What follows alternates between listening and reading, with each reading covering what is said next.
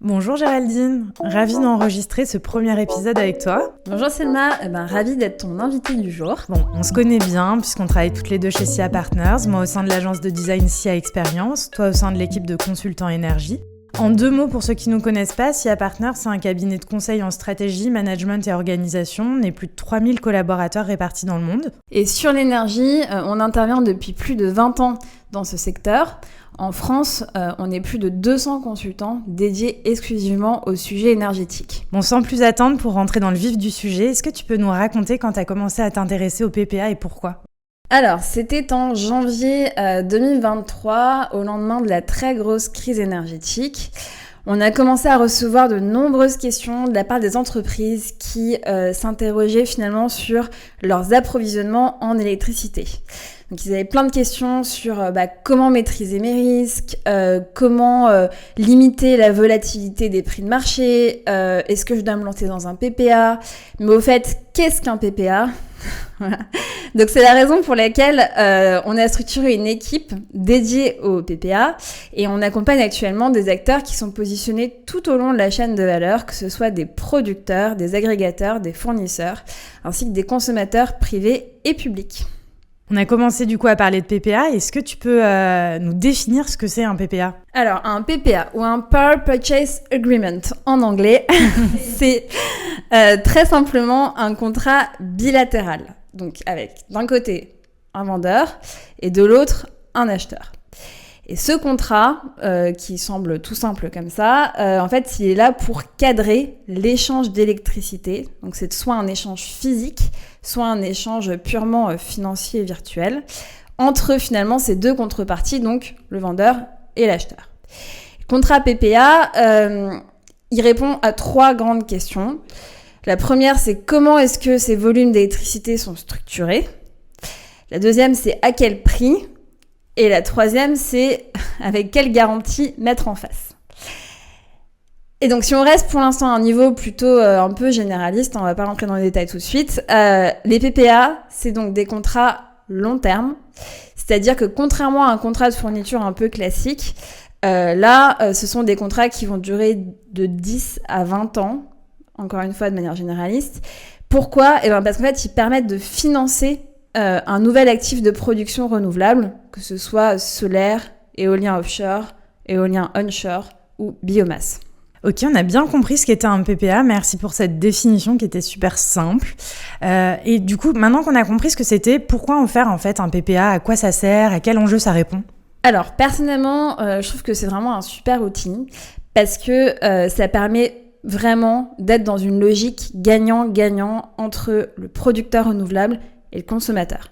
Il faut savoir que jusqu'à présent, en fait, ces 2 acteurs de la chaîne de valeur de l'électricité, ils avaient très peu d'interactions ensemble.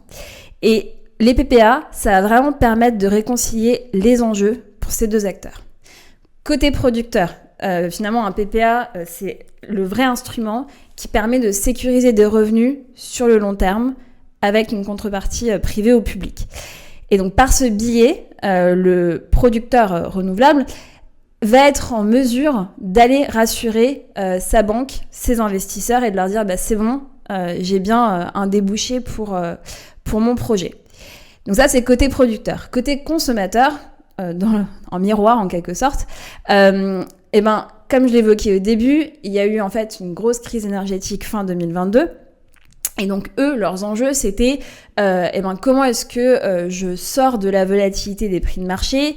Comment est-ce que j'arrive à sécuriser en fait de l'électricité avec un prix connu à l'avance pour pouvoir vraiment maîtriser mon budget et mes coûts et sur le long terme et tout en me décarbonant parce qu'on sait qu'il y a de plus en plus de pression sur ces aspects-là.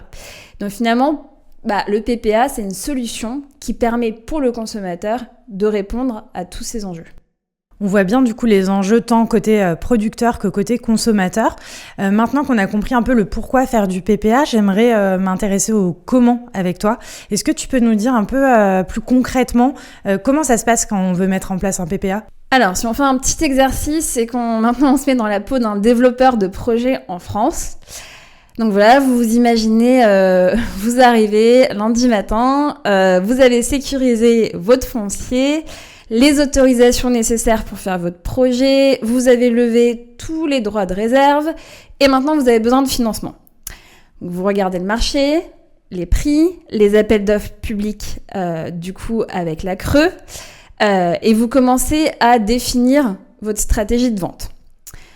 Une fois que vous avez un peu réfléchi, vous dites ok, bon, on va attaquer le marché, donc c'est-à-dire que vous allez commencer à prendre le pouls, à tester plusieurs pistes, à regarder du coup côté appel d'offres public de la Creux, mais aussi à partir à la rencontre des acheteurs potentiels, que ce soit des acheteurs publics ou privés. Donc là, vous avez plusieurs manières de le faire. Soit vous travaillez directement en bilatéral sur la base de vos contacts, donc vous ouvrez votre carnet d'adresses et vous contactez un peu tous les acteurs qui potentiellement pourraient être intéressés. Soit vous faites un appel d'offres inversé.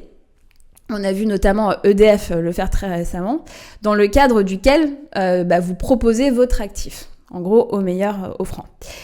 À ce moment-là, côté producteur, vous êtes confronté à une difficulté majeure, et ça va aussi être vrai côté consommateur, on le verra après. En fait, vous allez recueillir plein d'offres qui sont très difficilement comparables. Et vous allez vraiment devoir trouver une manière de comparer des concombres avec des tomates, quoi. Donc, premier enjeu, ça va être de trouver les bons indicateurs pour finalement remettre toutes ces offres sur un pied d'égalité. Et si l'on prend l'autre côté de la pièce, côté consommateur ou off-taker du coup, on a une logique plus ou moins similaire, c'est-à-dire qu'en gros, un industriel consommateur, lui, il va aussi faire son plan stratégique d'approvisionnement en énergie. Il va dire, ok, j'ai besoin de tant et tant de volume que je veux couvrir. Il va se dire, un PPA, ça peut être intéressant pour moi. Donc, je vais aussi lancer un appel d'offres pour finalement trouver une manière de sourcer les volumes qui me sont nécessaires. Et donc là encore, il va recevoir beaucoup d'offres et tout l'enjeu va être d'arriver à les comparer. Ce qui est intéressant, c'est qu'on se rend compte que finalement, il y a un point de bascule du marché qui a été réalisé autour de 2023.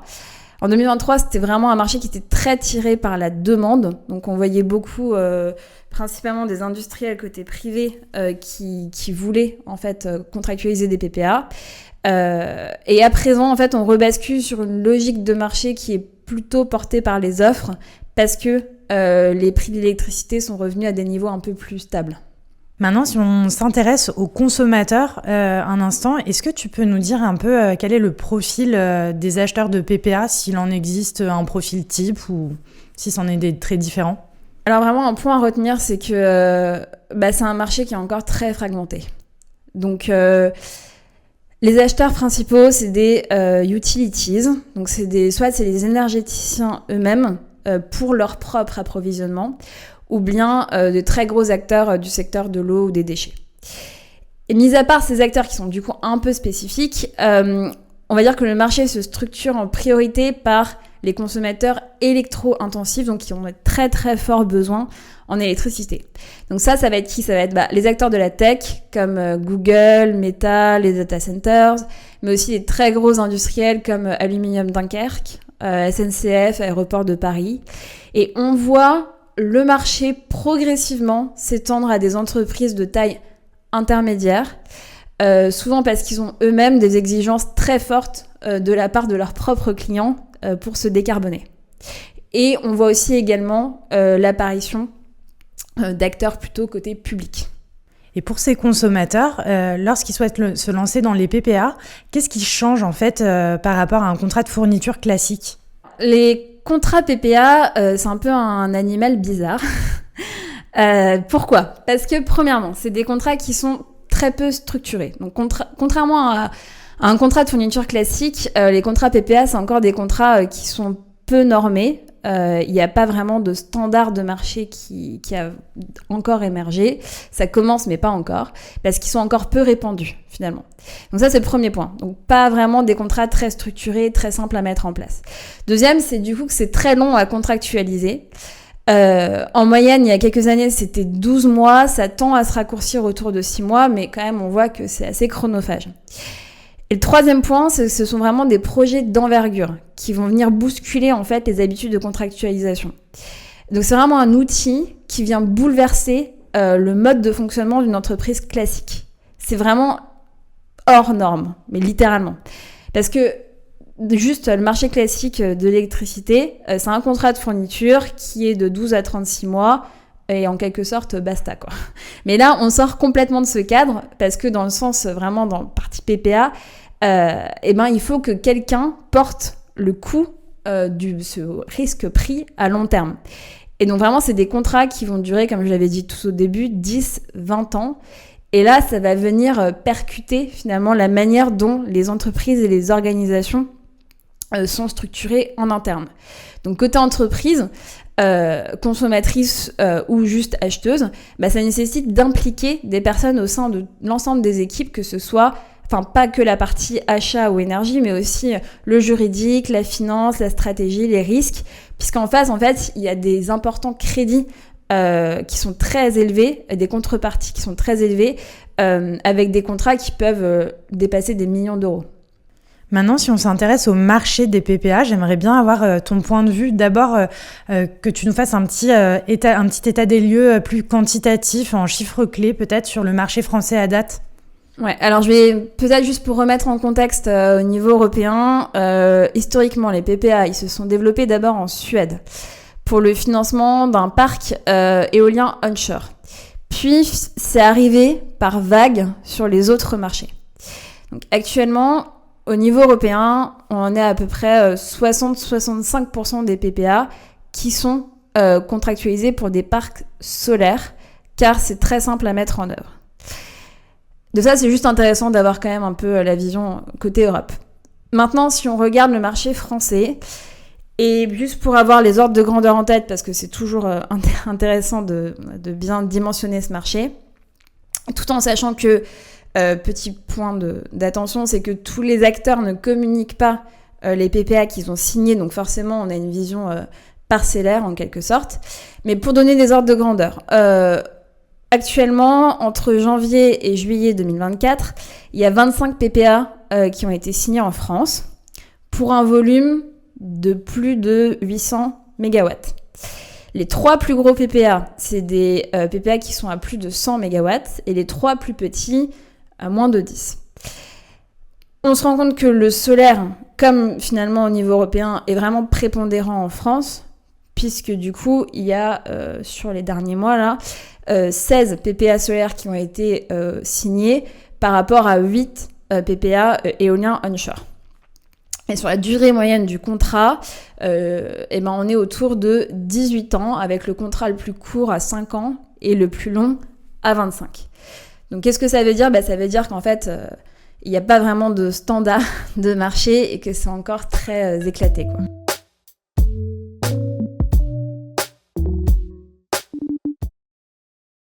Maintenant qu'on a un petit peu les chiffres clés, les ordres de grandeur en tête, est-ce que tu peux nous donner une vision un peu plus qualitative, notamment la question que j'aimerais bien te poser, c'est selon toi, est-ce qu'il y a encore des freins, des barrières à l'entrée aujourd'hui sur le marché qu'il faudrait réussir à lever pour permettre aux PPA de se développer encore davantage ?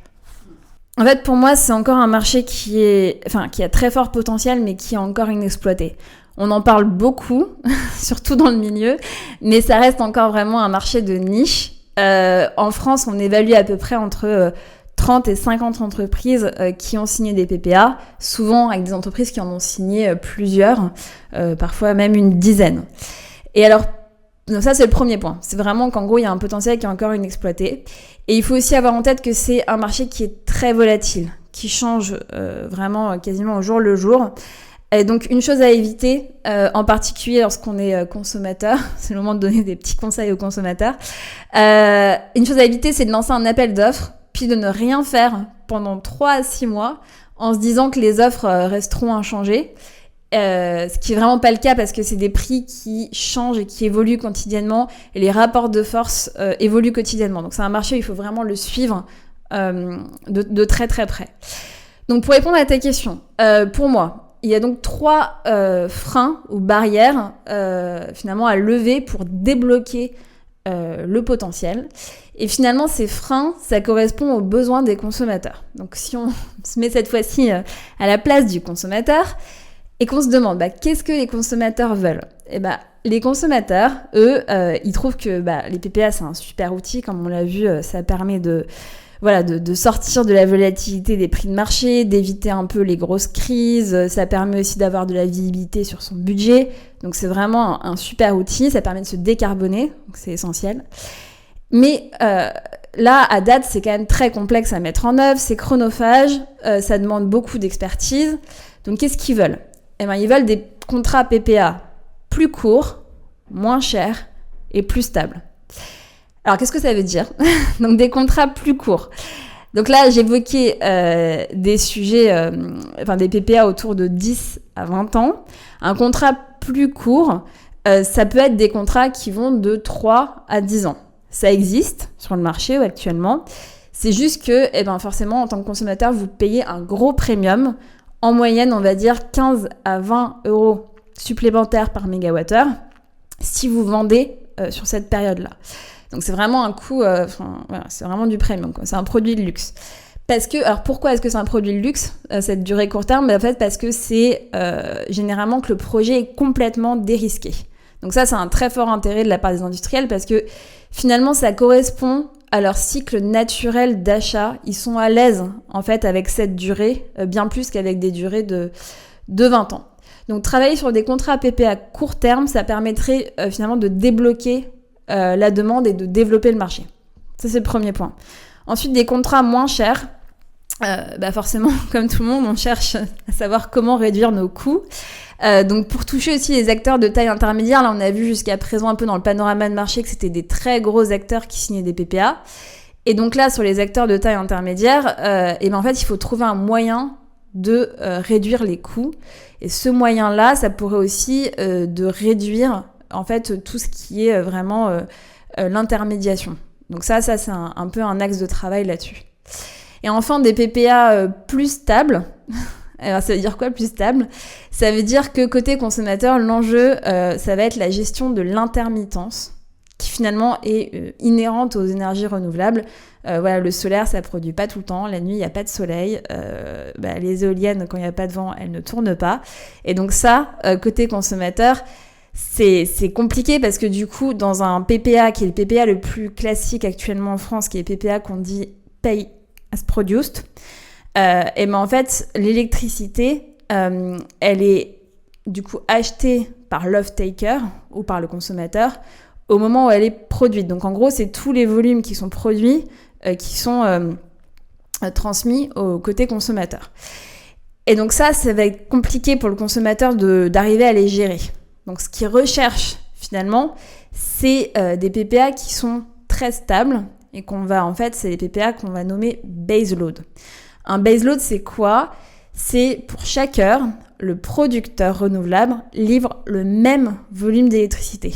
Donc là, vous n'allez pas avoir des pics à n'importe quel moment de la journée, quoi. C'est toujours le même volume, c'est hyper stable. La forme d'un baseload, en gros, si vous voulez prendre un papier, un crayon, c'est très simple à dessiner, c'est tout plat, c'est un ruban, quoi. C'est vraiment un ruban, un bloc. Voilà. Donc en tant que producteur, pour chaque heure, vous allez produire forcément plus ou moins que le volume que vous avez contractualisé.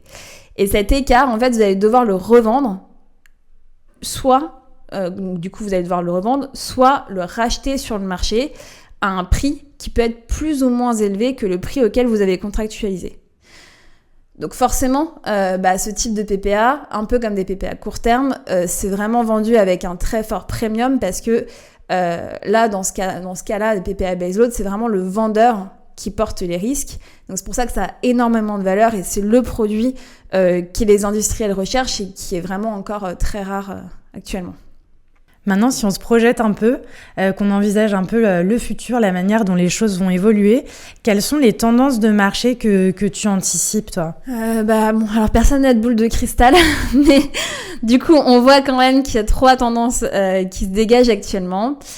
La première, on entend beaucoup parler, et je pense que ça va vraiment prendre de l'ampleur dans les prochaines années, c'est en fait l'ajout de batteries aux actifs de production renouvelable. Donc là, en fait, jusqu'à présent, c'est souvent juste l'actif de prod, l'électricité qui était produite par cet actif qui était commercialisée. Et là, en fait, les batteries, ça va permettre de limiter ce qu'on appelle le risque de cannibalisation du marché. C'est quoi ce gros mot ? La cannibalisation du marché, c'est qu'en fait, tous les actifs renouvelables vont produire en même temps. Il y aura donc en fait un pic d'offres à un instant T, où tout le monde va vouloir vendre sa production solaire parce qu'il fait super beau à Paris le 15 août. Et qu'en face, en fait, il n'y a pas forcément de demande pour répondre à cette abondance d'offres. Et donc ça veut dire quoi ? Ça veut dire que les prix, du coup, vont baisser, pouvant aller jusqu'à des prix négatifs. Donc, mettre une batterie avec un actif renouvelable et coupler finalement ça permet de limiter cet impact-là. Donc ça, c'est assez intéressant. Première tendance qui émerge. Deuxième que l'on voit, c'est l'essor des PPA multi-acheteurs. Qu'est-ce que c'est qu'un PPA multi-acheteur ? Finalement, un PPA multi-acheteur, si on repart côté actifs renouvelables, et en fait, c'est un PPA qui va être découpé. Donc, on prend l'exemple d'un parc solaire, en gros. Avec les PPA, le problème, pour un producteur qui veut développer son parc solaire, ça va être le risque de défaut de la contrepartie. En gros, ça veut dire que le consommateur, il va plus être en capacité, pendant la vie du contrat, d'acheter l'énergie issue de l'actif.